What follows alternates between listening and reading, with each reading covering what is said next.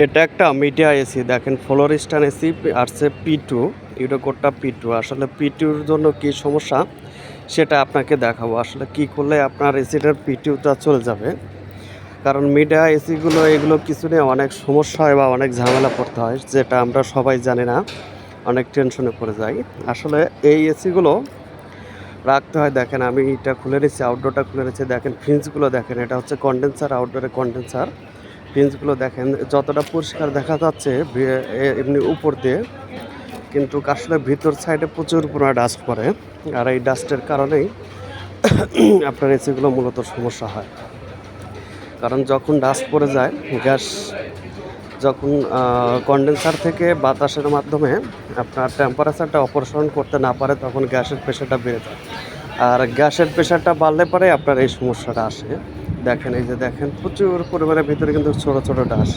আসলে এটা আপনার এভাবে দেখা না গেলেও দেখেন, এটা হচ্ছে আউটডোরের যে side mechanism, capacitor, outdoor fan capacitor, compressor. এটা হচ্ছে কম্প্রেসার এবং কম্প্রেসার জ্যাকেট। এটা হচ্ছে অকুমেটার রিসিভার, রিসিভার বলা হয়। দেখেন ওটা হচ্ছে স্টেনার ফিল্টার, যেটা তো এই এসিগুলো হচ্ছে, এটা ম্যাগনেটিক কন্ট্যাক্টর। এটা আউটডোর ফ্যান, এখানে আউটডোর ফ্যান দুটো থাকে। এটা হচ্ছে আপনার যে রানার বলুক বা অনেকে অনেকটা বলে থাকে বা ফ্যান পাখা, সেটা কোনো সমস্যা না। এই যে দেখেন, এবার দেখাচ্ছি আপনাদের ভালো হলে। আপনি এটা যখন আপনার এ ধরনের সমস্যা আসবে, দেখবেন ইনডোর আউটডোরগুলো ফুল ক্লিন করবে। হয়তো আপনি উপর দিয়ে যেভাবে দেখবেন, ভিতরের সাইডে দেখবেন এরকম নাই। কারণ আপনার উপর দিয়ে মনে হবে ক্লিন, এই সাইড ও সাইড দেখলে পরে মনে হবে ক্লিন, কিন্তু ভিতরে ফিঞ্চের ভিতরে যে এগুলো থাকে, এগুলো খুবই সমস্যা। অনেক প্রচুর পরিমাণে ডাস্ট থাকে। এই ডাস্টের কারণেই আপনার P2 আসে। যখন আউটডোরে দেখেন, এই আউটডোরের ব্যাক সাইডটা দেখেন, মনে হচ্ছে ক্লিয়ার, ওই রকম ময়লা নাই। কিন্তু আসলে আসলে এর ভিতরে ফিঞ্চগুলো অনেকটাই চিকন করা এবং ছিদ্রগুলো অনেক ছোট, এই জন্য প্রচুর ডাস্ট আগে দেখেন। এই যে দেখলে মনে হবে এটা হচ্ছে আপনার এয়ার সেন্সর, যে বাইরের যে টেম্পারেচারটা এটা শো করে। মনে হয় যে আসলে মনে হয় নর্মাল, আসলে নর্মাল না। এই যে দেখেন, আর এটা যেহেতু খুলে নিছি, এই যে এয়ারলাইন দিয়ে এখন আমি আস্তে আস্তে এটার এয়ার মারবো। এয়ার মারলে দেখতে পারবেন আসলে কি পরিমাণে ডাস্ট বের হয়। আসলে ক্যামেরাতে বা এসে ওই রকম ধরা না গেলেও কিছুটা বুঝতে পারবেন যে আসলে কি পরিমাণে ডাস্ট পড়ে, যেগুলো আপনার আসলে পিছিয়ে গিয়ে না গেলে দেখা যায় না। এমনি দেখেন আমি এয়ার মারতেছি, এয়ার মারা অবস্থা দেখেন, এই দেখেন প্রচুর ডাস্ট বেরোচ্ছে। আসলে যে ডাস্টগুলো এই ক্যামেরাতে অতি ছোট ছোট ডাস্টগুলো দেখেন, কিছুটা ময়লা বোঝা যাচ্ছে, যেগুলো বোঝা যায় না ফুল। এই যে দেখছেন কি পরিমাণে।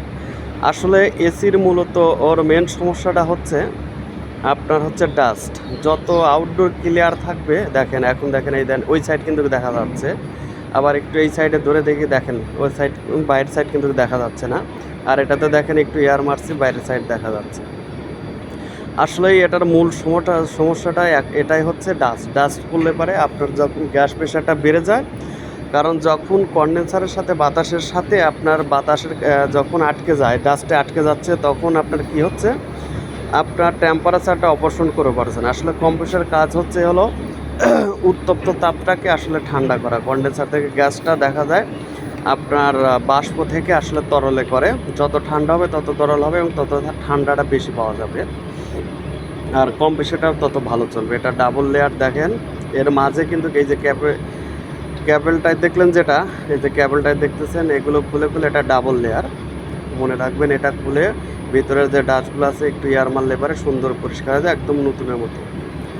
এই এসিগুলো কিন্তু অনেকের কমপ্লেন থাকে। আসলে আমি যে কটা এসি চালাচ্ছি, এর হয়তোবা যদি পরিষ্কার রাখা যায়, আসলে এসিগুলো খুব সুন্দর চলে, বা ঠান্ডাও প্রচুর, বাতাসও প্রচুর। কিন্তু করে হচ্ছে, ও চাই কি ওকে একটু কাজ করে রাখায়। যে দেখেন এয়ার মারতেছি, এয়ার মারলে পরে আসলে অনেকেই আপনি এয়ার মারতে পারেন বা হাই স্পিড দিয়ে হাই স্পিড দিয়ে আগে এয়ার মারে তারপর হাই স্পিড মারতে পারেন, সেটা সমস্যা নাই। তাহলে দেখবেন যে সুন্দর পরিষ্কার হয়ে গেছে এবং কাজটাও খুব, এসিগুলো খুব সুন্দর ঠান্ডা দেবে।